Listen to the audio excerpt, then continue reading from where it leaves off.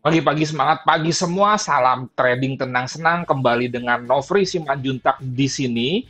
Kali ini saya akan berbagi mengenai analisa fundamental, khususnya yang berkaitan dengan Eropa untuk bulan November 2021.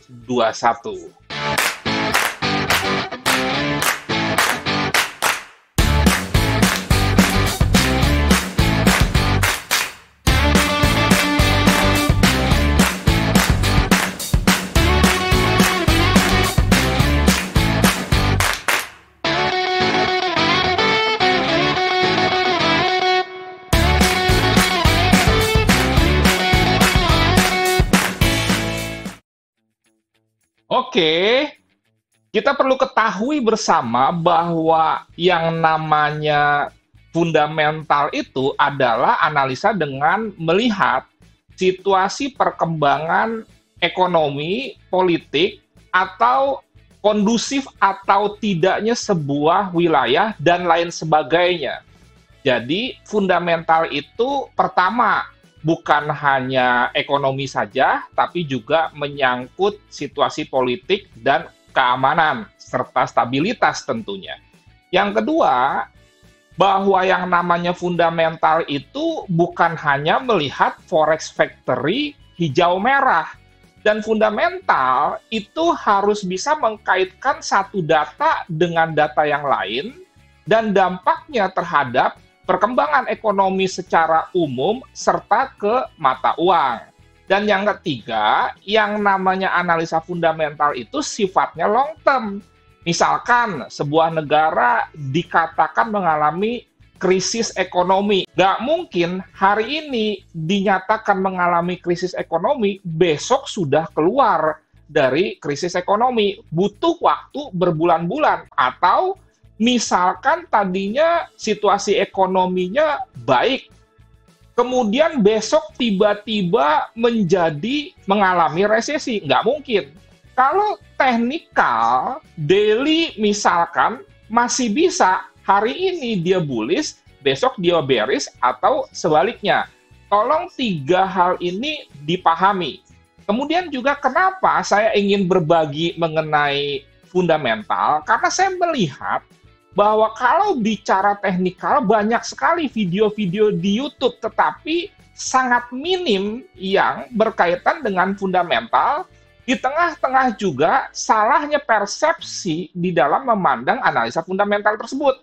Fundamental dianggap sebuah news, padahal news itu bagian dari fundamental. Kalau misalkan situasi ekonomi Amerika baik, kemudian ternyata dirilis sebuah data, contohnya NFP jelek atau tingkat penganggurannya jelek, bukan berarti next langsung situasi ekonomi Amerika berubah menjadi jelek sehingga dolarnya akan melemah. Tidak seperti itu analisa fundamental. Makanya sekali lagi kita harus belajar dengan baik, dan fundamental memang lebih sulit daripada analisa teknikal. Pelan-pelan kalau memang kita mau niat dan terstruktur, maka kita akan bisa mempelajari dan menguasai analisa fundamental. Kemudian juga berkaitan dengan Eropa, saya fokus terhadap masalah yang terjadi di Eropa. Secara prinsip, bahwa masalah di Eropa saat ini ada 4. Kita akan bahas satu persatu secara cepat. Yang pertama yang disebut dengan krisis energi atau listrik. Ini merupakan masalah yang cukup pelik. Kenapa? Karena Eropa saat ini memasuki musim dingin dan itu bisa berlangsung lama.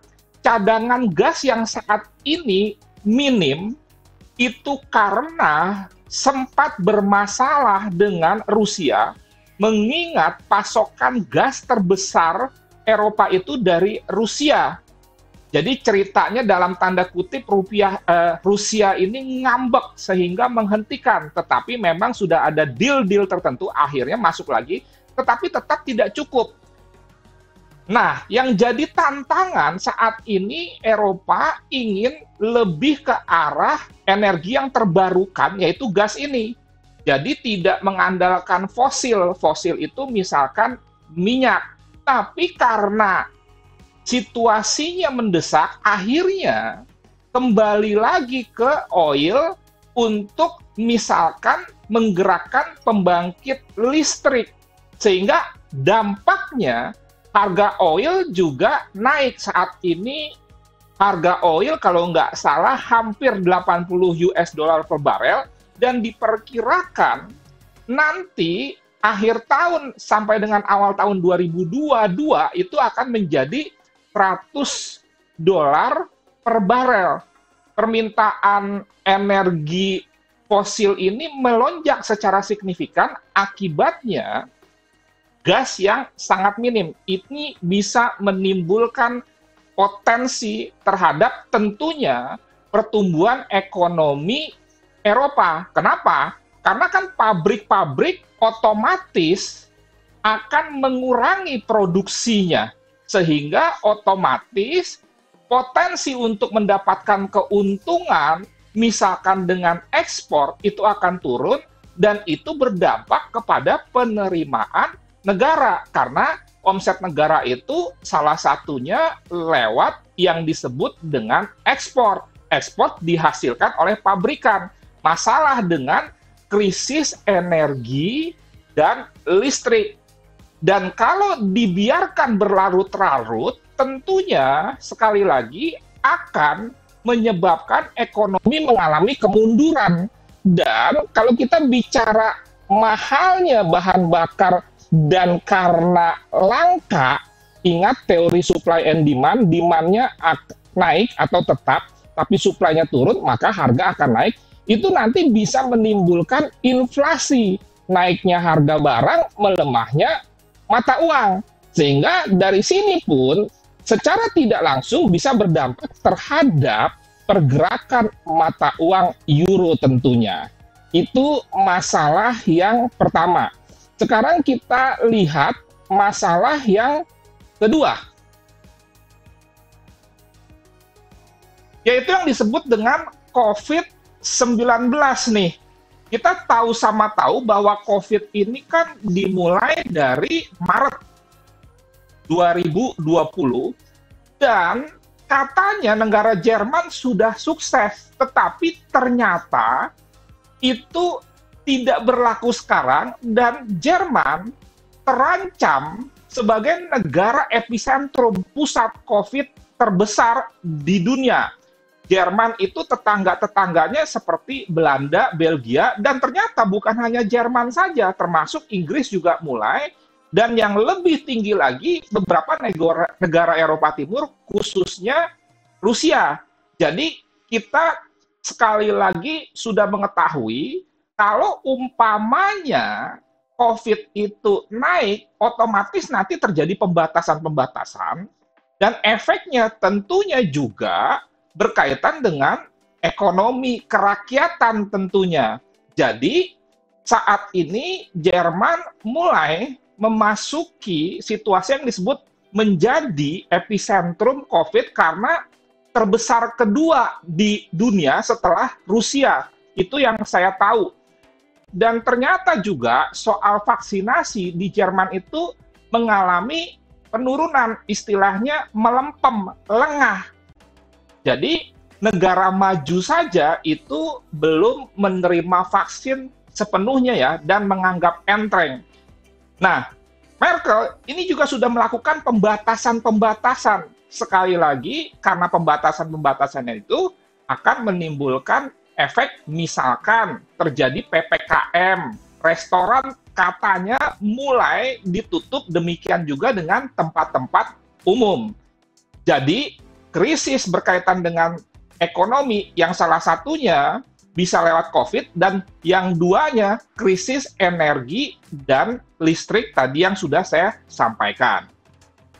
Nah, kemudian perlu diinformasikan juga bahwa analisa fundamental ini juga saya sampaikan dalam coaching trading tenang-senang. Intinya materinya terdiri dari fondasi, kemudian teknikal, fundamental, sentimental, dan di awal tadi saya sudah terangkan bahwa analisa fundamental di YouTube sangat jarang dan kita harus menguasainya, serta analisa fundamental ini untuk jangka panjang bukan juga sekedar melihat Forex Factory hijau atau merah. Jadi kalau Anda ingin belajar fundamental, silahkan ikut kelas coaching trading tenang-senang bulan Desember, start tanggal 6, 9 kali pertemuan dari jam 7 sampai 9 malam dengan aplikasi Zoom. Anda bisa WA saya 0811992989. Oke, sekarang kita bahas apa sih masalah ketiga dari Eropa, krisis migran. Krisis migran itu apa sih? Krisis migran itu adalah masuknya warga negara dari luar Eropa itu ke Eropa itu sendiri. Kira-kira dari mana? Itu dari banyak Afrika, Timur Tengah, dan Afghanistan. Kenapa mereka menyeberang ke Eropa? Karena situasi politik dan ekonomi yang tidak kondusif di negara-negara tersebut. Dan mereka masuknya itu melalui perbatasan yang disebut dengan Belarusia. Makanya NATO dan beberapa negara yang lain itu mendesak Belarusia untuk lebih ketat di dalam menerima pengungsi-pengungsi, sebab terkesan Belarusia ini terlalu terbuka menerima pengungsi, dan akhirnya lewat Belarusia itu pengungsi-pengungsi ke beberapa negara yang lain, khususnya negara-negara seperti Jerman, pokoknya negara-negara Eropa Barat. Tentunya ini kalau berlebihan menjadi tidak baik dan menimbulkan situasi politik dan keamanan yang bisa mengganggu negara-negara di Eropa tersebut. Itu masalah yang ketiga dari Eropa. Lanjut kita bahas masalah yang keempat. Ini yang disebut dengan situasi di Laut Hitam yang kurang kondusif. Kenapa kurang kondusif? Jadi begini, Laut Hitam itu adalah laut yang berada di tengah-tengah negara Eropa. Di sini Laut Hitam berbatasan dengan Ukraina, Turki, dan lain sebagainya.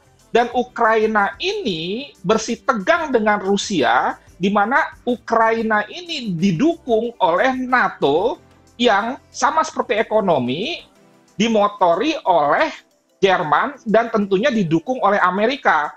Nah, jadi terjadi ketegangan antara NATO, Amerika, dan Rusia.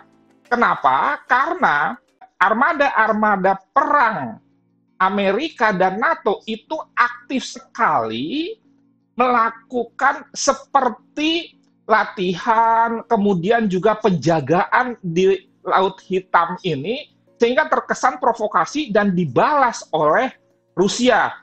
Jadi ini bisa menimbulkan ketegangan-ketegangan baru dan menjadi tidak kondusif dalam hal yang disebut dengan situasi regional. Intinya, dari 4 masalah ini berpotensi membuat mata uang euro melemah dan juga bisa membuat gold atau emas menguat. Sekali lagi ingat, jika masalah ini tidak diatasi dengan cepat, alias berlarut-larut.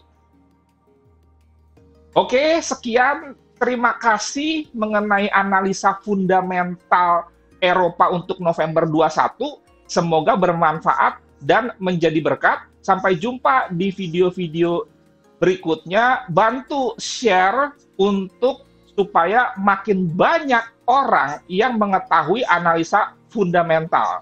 Nofri Simanjuntak, terima kasih.